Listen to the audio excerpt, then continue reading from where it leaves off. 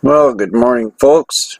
I thought I'd make a little video. I've got this big LeBlond lathe, and I didn't get any video of making it, but I found it at this place called Benicia Ironworks, and somebody died, and they were having a sale. So I went and rented a U-Haul truck. The guy had a pretty good price on it. Paid him $2,000, and they had all this. There was some interesting old tractors out there. They were selling everything, but what they do is make this iron furniture. And while I was waiting to look at their stuff, they can tell me real interested there, was just looking around. They had some very old antique machines. This is some sort of a grinder, and they had a big table there with a photo essay of Benicia. Benicia was very important in World War II. They made a lot of different things, and this Benicia Ironworks was one of the major fabricators of the 1900s. Vallejo was pumping out submarines like 2 a day or something like that. But they had some interesting photos here, and I just put them in this essay to give you a little idea what this was. They're big photos, and you can read the details and stuff. But what they eventually did was start making iron furniture. This is one of their beds, another bed. Apparently that's what they did, was make beds and furniture and stuff like this. It was all very interesting. But I was interested in their machine stuff that they were selling. And there's this LeBlond lathe sitting there, and it's massive. I don't know what it weighs. It's a ton at least, more than that. They had a lot of big heavy equipment, but they were pretty expensive. Anyway, here's a little forklift trying to pick this thing up, and it picked it up all right. Nobody bent a lead screw or anything like that, but I was pretty amazed that they wouldn't let me get very close, so I didn't get good pictures. But as long as it was still in their possession, if they broke it, I didn't have to buy it.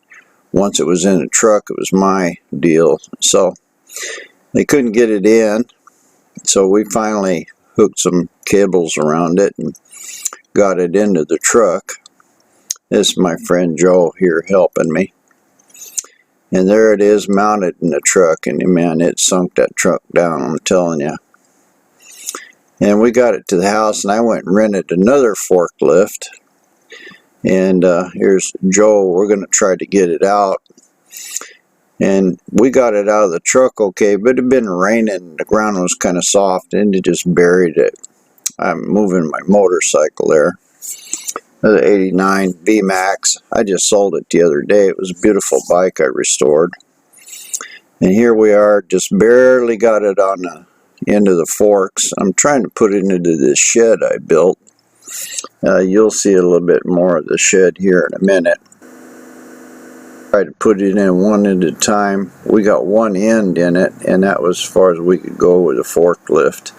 And I'm finishing up the shed there now. Now this is my lathe set up. This is a LeBlond Regal. I got a bunch of speeds on it, and I can thread with it. I can do all kinds of things. This is a big chuck, but I can turn a 15-inch swing here, so that means I can turn a 30-inch piece. I can almost turn a car tire in here, or a car wheel. But the thing is that it's very sturdy. It works good. I paid like $3,000 for it. I don't know what this was, $30,000-$40,000 lathe. It's an old one. It's probably about 1950, but it's had very little use, or probably a lot of use, but it was taken care of, and it's plenty strong to do what I need. So I've got some steel here. By the way, there's this guy named Keith Finner, Turnright Machine Works, and the guy is an amazing machinist. There's another guy called Mr. Pete, Tubal Cain. He's got, I don't know, 1,000 videos. And he used to be an old shop teacher. And he draws little drawings and shows you all the math and everything else on these. Now what this is, just a 5/8 good piece of drill rod. You can use drill rod, which is really hard. This is not drill rod because it was cut 3 or 4 of these at once. But as I'm going to do it right now, I'm just going to make one of these, so I'm not going to really worry about cutting 3 or 4 and showing you how to do that. So I slid this in here where I got about 3/4 of an inch. Now I'm just going to machine the end of it off here. So I'll bring my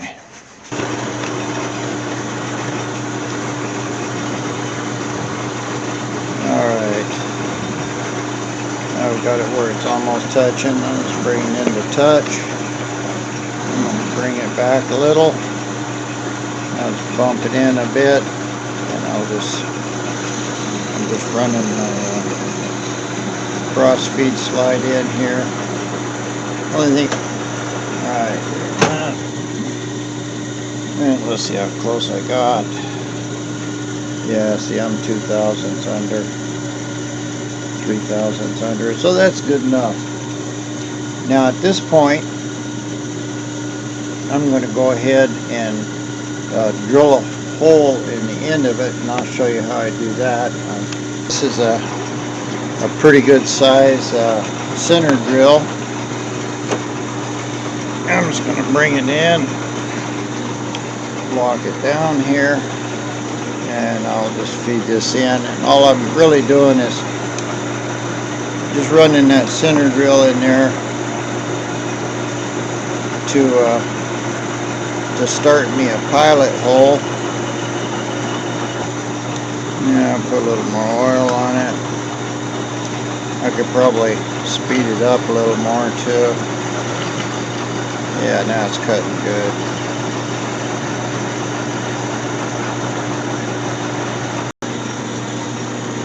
And put this in my tailstock. I run it up here close to where I need it. I oil this. Now this is, that hole that I drilled in there is big enough for this reamer to just take out the edges. And you can see I'm cranking it in pretty good. I use it slowed down. I'm just feeding this in by hand here. In fact, I can move it back a little. I lock it down here so it's cutting straight. I'm just feeding this in real slow by hand. I could power feed it, but there's really no need for it. And when you're cutting off something like this, you want to keep a lot of oil in it. Ordinarily, I just keep a brush on it constantly, but I'm trying to hold the camera. Right, here's our adapter. It's this part here from the edge of the taper is a 530 thousandths, so I got 30 thousandths there. I'm going to take 3/8, which is I don't know what, 380. So there'll be a notch cut on it this big, and if I check the depth of it, I'm trying to do this upside down here, and it looks like it's 1.1 inches deep.